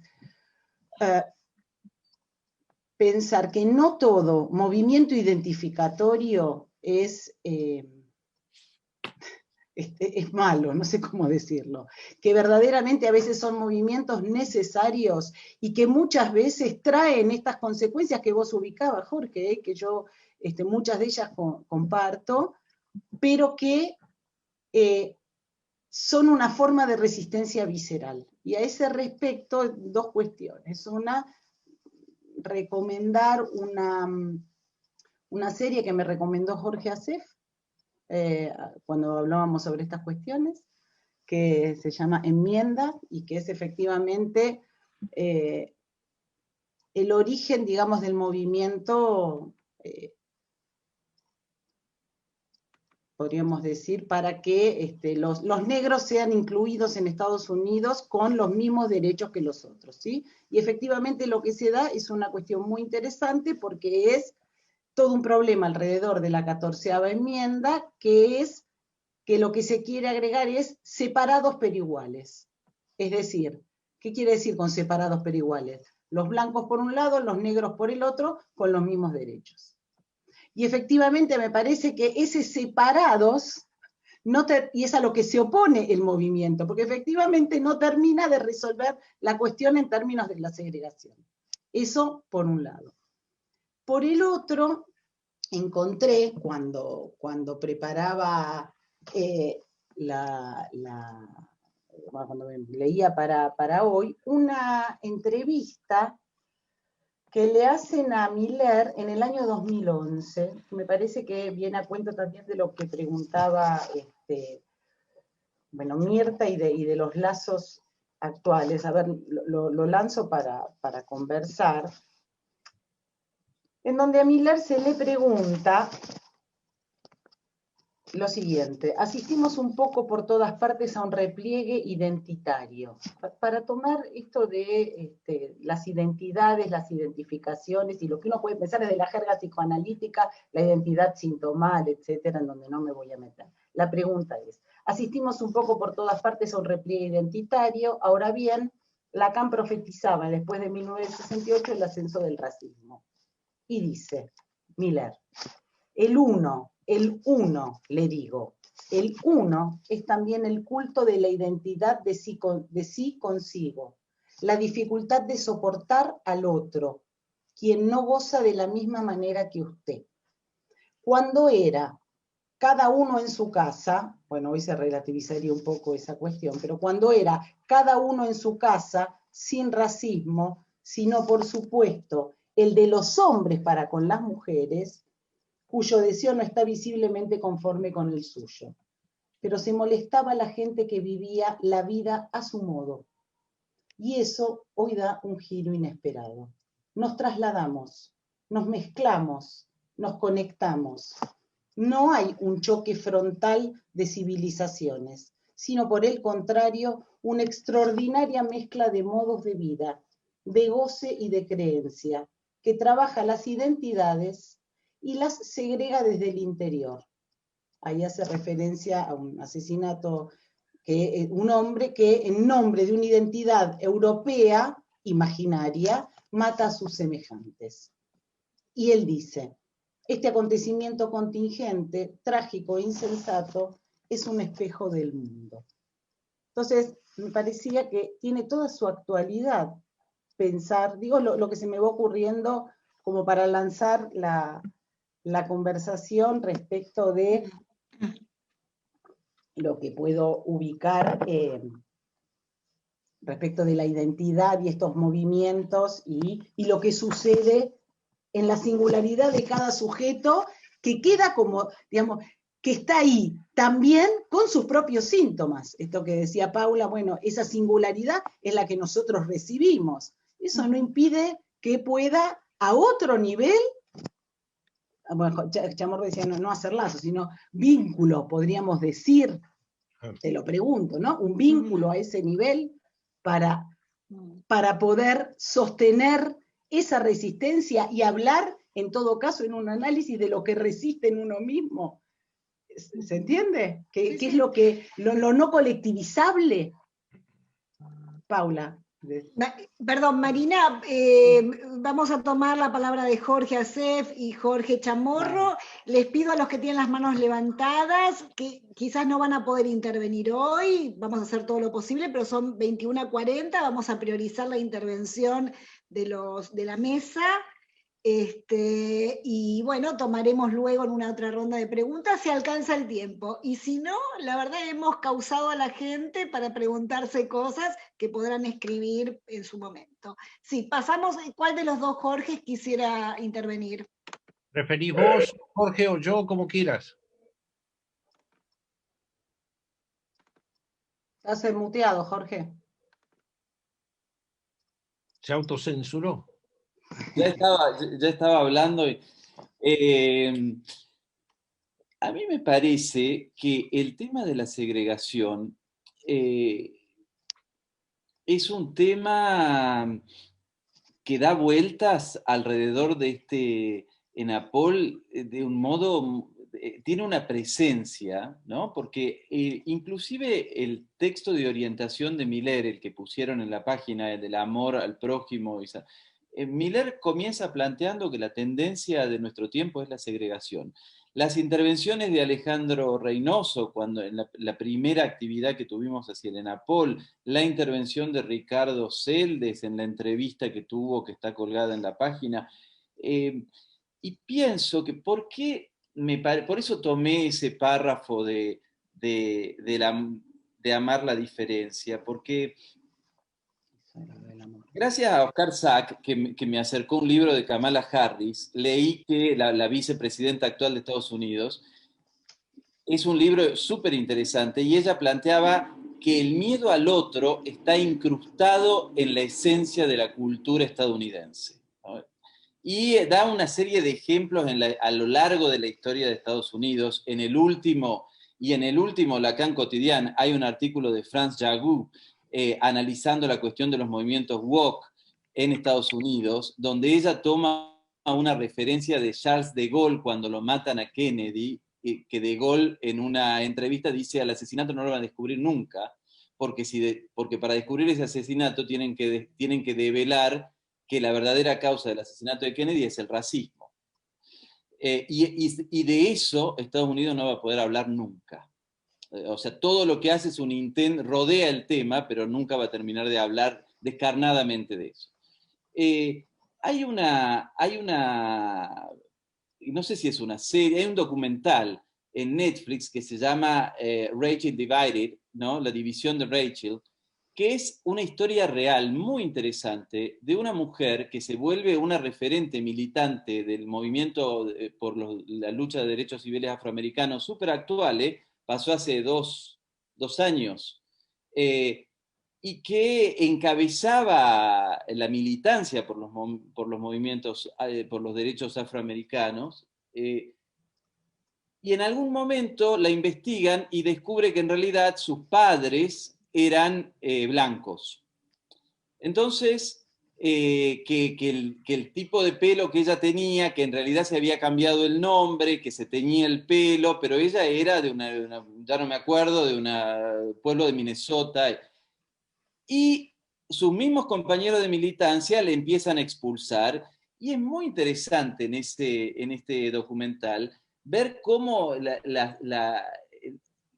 los sondeos, las encuestas, la gente que participa en el debate público sobre esta persona, si era una impostora o no era una impostora, los mismos afroamericanos la rechazan planteando de que ella no tiene derecho a defender a la comunidad afroamericana, porque ella en realidad no ha pasado, no ha experimentado la segregación en el cuerpo como la han experimentado las mujeres que han nacido de una madre y de un padre negros. A mí lo que me parece es que la tendencia de la civilización es una tendencia a la radicalización. O sea, creo que estamos en una tendencia hacia la radicalización, y que esto era la referencia que traía Paula, que me parece fundamental, y también le agradezco su intervención, que es lo que viene planteando Lacan. Seguir el tema de la segregación a lo largo de la obra de Lacan, para mí es fascinante, porque finalmente ¿en qué nos involucra a nosotros como psicoanalistas? Porque es un tema que nos involucra tanto, porque el planteo la solución que encontró Estados Unidos para el tema del miedo al otro que está incrustado, que dice la vicepresidenta, es el multiculturalismo, ¿no? Las comunidades conviviendo separadamente sin molestarse. Eso no funciona más. Es decir, la caída final fue cuando tomaron el Capitolio los supremacistas blancos. Ya con eso vimos la debacle absoluta de ese sistema, ya no alcanza. El nuestro, Miller habla de los campos, miren el lapsus, los campos, habla de los barrios de alambres de púas que hay en Latinoamérica. Nosotros hemos inventado otros métodos, ¿no? Pero este atravesamiento que hay de distintas experiencias urbanas que todas conducen al campo de la segregación y que van en un camino hacia la radicalización, exigen un tratamiento en cada cultura. El psicoanálisis va más allá del multiculturalismo, va más allá de la beneficencia. El planteo de Lacan, y por eso tomé lo de la Tolondra dicho, es muchísimo más radical. Exige un atravesamiento subjetivo. Es como si hubiese una disposición hacia la segregación en el sujeto y que para hacer algo con eso hace falta un atravesamiento subjetivo. Me parece que esa es la invitación de Lacan y en ese punto el tema de la segregación nos involucra tanto a los psicoanalistas. Muy bien, Jorge Chamorro. Perdón, responde, quiero situar esto. Responde Jorge, tomaremos las preguntas del público y las dejaremos para que las piense cada uno luego de esta reunión. Adelante, Jorge. No, voy a estar bien breve. 2 puntos quería tocar de lo que formularon los que preguntaron. Una, la del hombre, no sé, creo que Mirta planteó el hombre frágil, o algo así, o el hombre inconsistente debido a la decadencia del nombre del padre.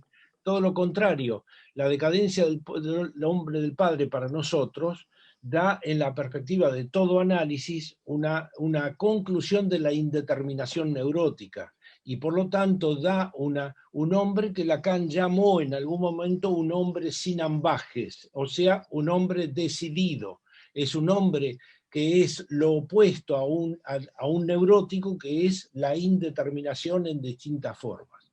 Por eso, ahí hay, bueno, ya implica una serie de elementos a considerar, pero no es un hombre inconsistente, sino es un hombre muy consistente, un hombre que se llama decidido y demás.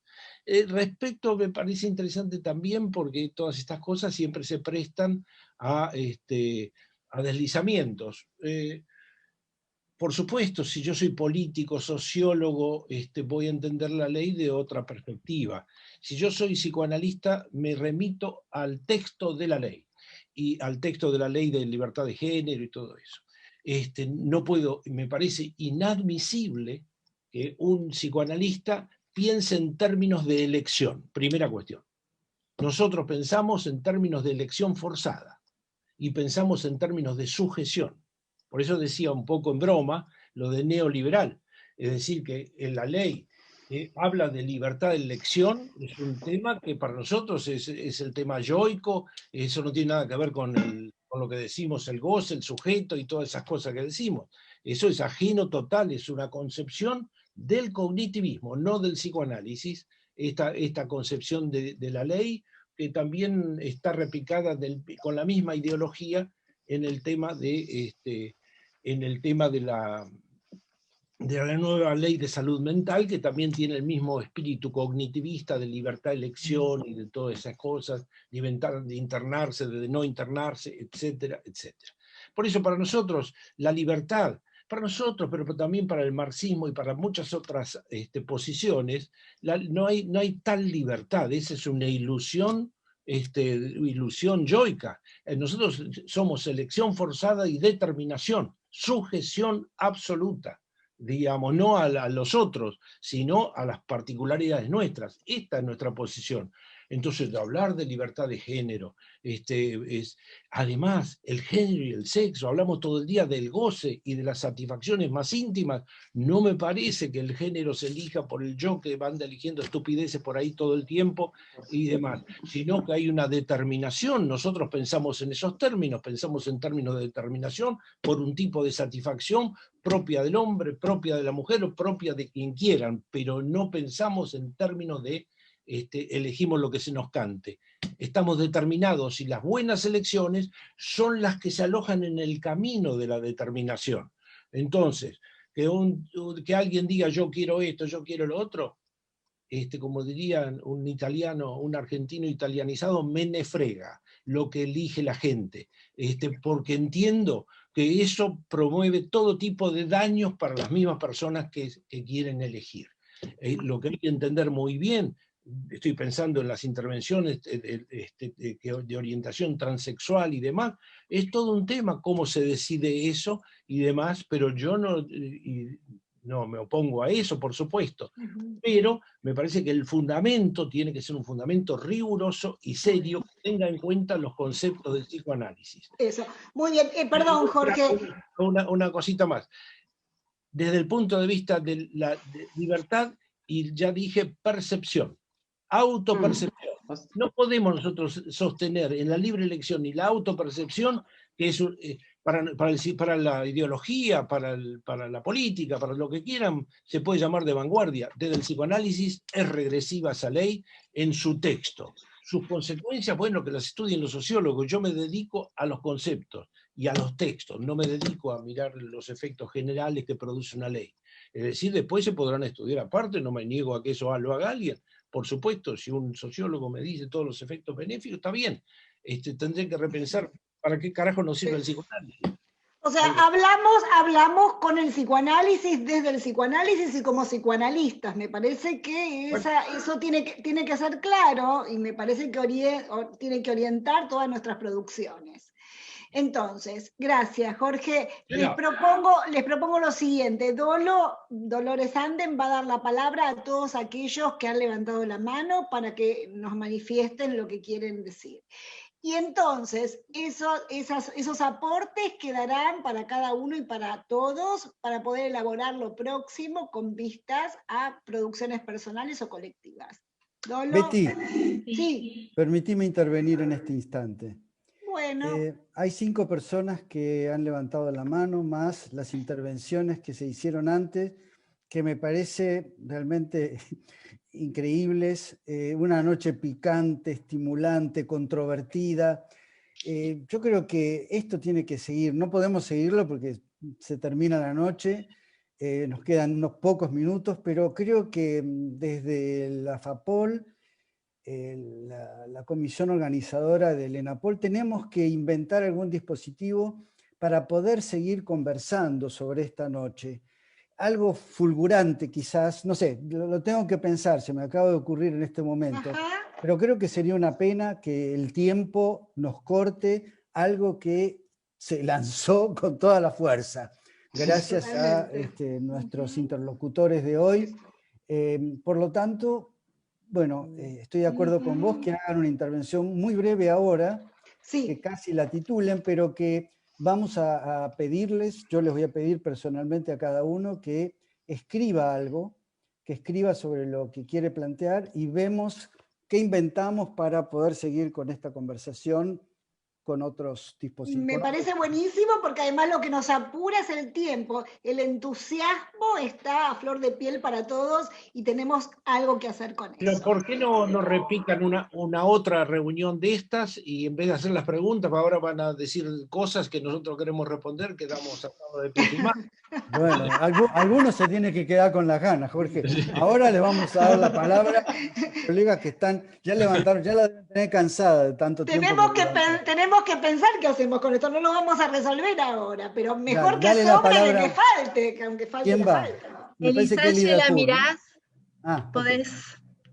tenés la palabra, podés desilenciarte. Abajo a la izquierda, sí. A ver.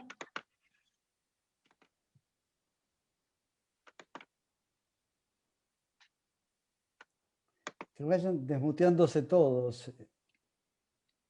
Los que quieran. Desmuteate abajo a la izquierda. Élida está desmuteada, puede empezar Élida. Sí, dale Élida, empezamos y después, dale. Sí, yo tengo una pregunta que casi no me animo a hacer. No sé. Ahora sí.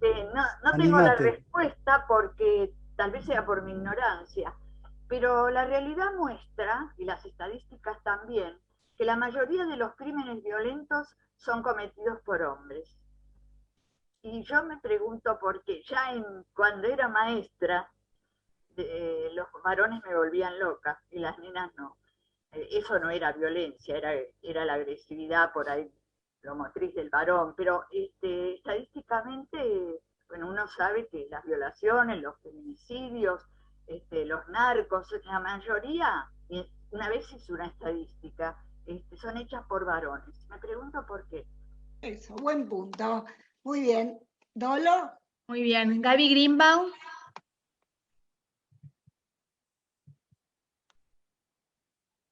Hola. Bueno, voy a replicar una discusión que ya tuve con Chamorro a solas. Ya sabía, te iba a aprovechar que no le puedo contestar. No, es simplemente una cuestión. La hipótesis de Chamorro es que el analista no puede ser feminista. ¿Por qué no? Porque el analista es quien interroga los síntomas de los diferentes movimientos. Estoy de acuerdo en un costado de la cosa. El analista interroga, interpreta los síntomas, pero también es real que uno como analizante también se interroga sobre los propios síntomas, por lo cual no me cierra esa hipótesis, y además me sentí totalmente aludida porque en el libro Feminismos que había compilado Paula Rodríguez Acuarone, que fue la que dirigió este ejemplar espectacular de la Pol, yo decía al final, yo Gaby soy feminista, no de un conjunto, o en todo caso de un conjunto inconsistente, con mi estilo, en tanto que analista me pronuncio a favor del avance de los derechos de las mujeres. Así había terminado el trabajo que ya habíamos discutido comiendo con una copa de vino.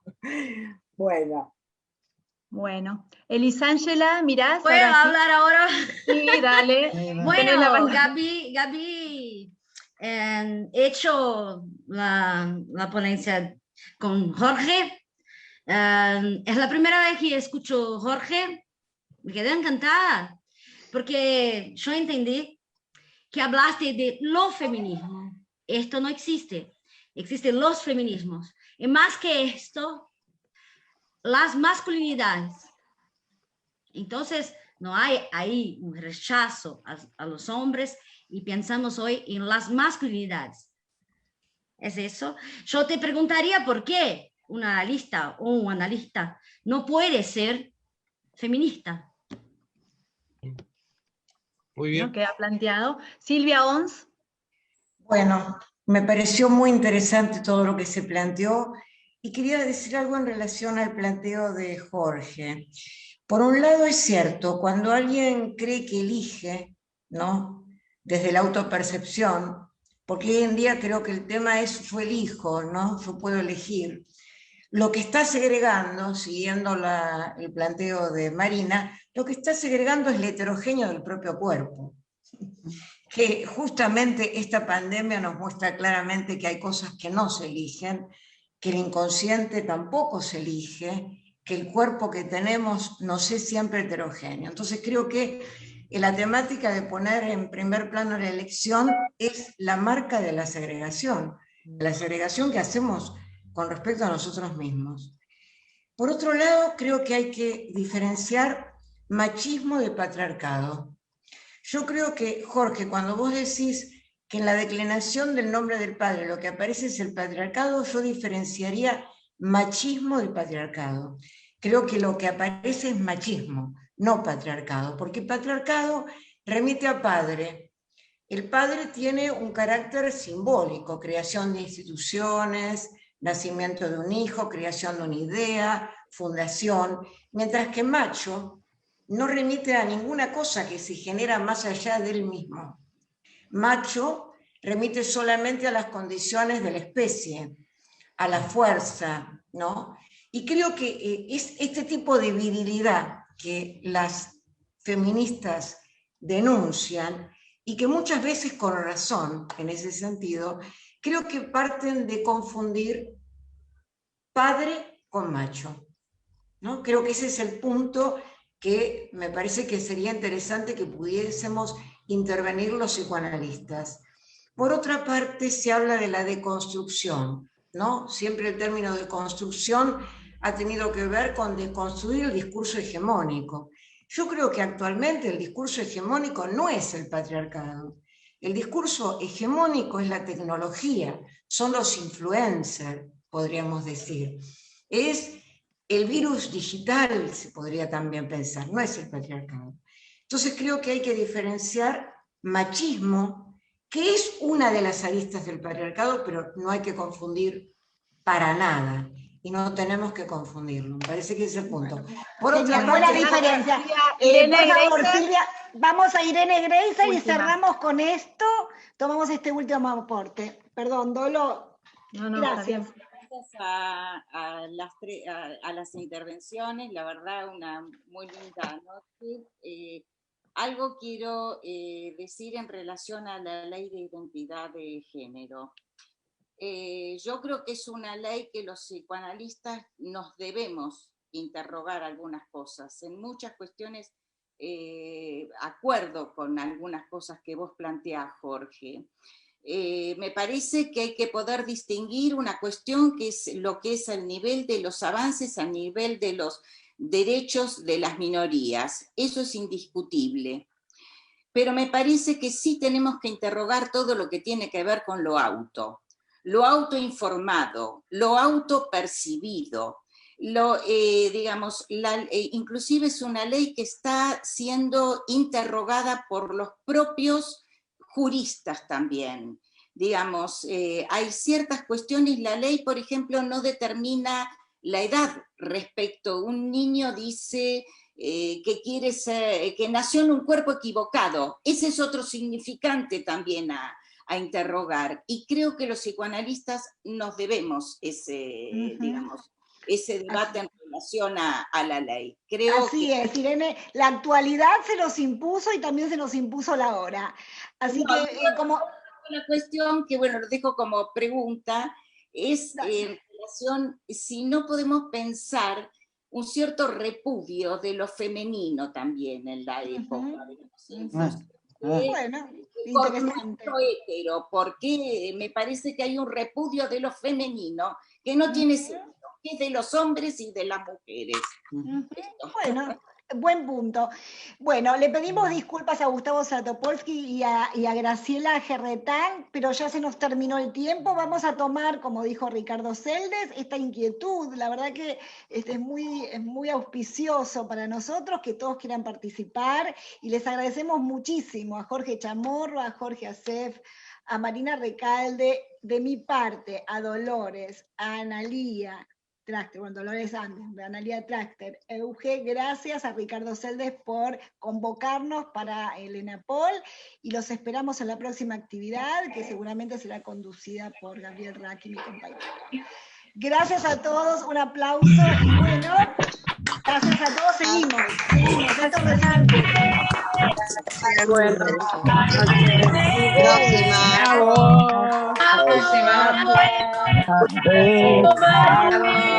Ahora sí. Próxima. Gracias a todos. Gracias al equipo de organización. Y a los colaboradores también.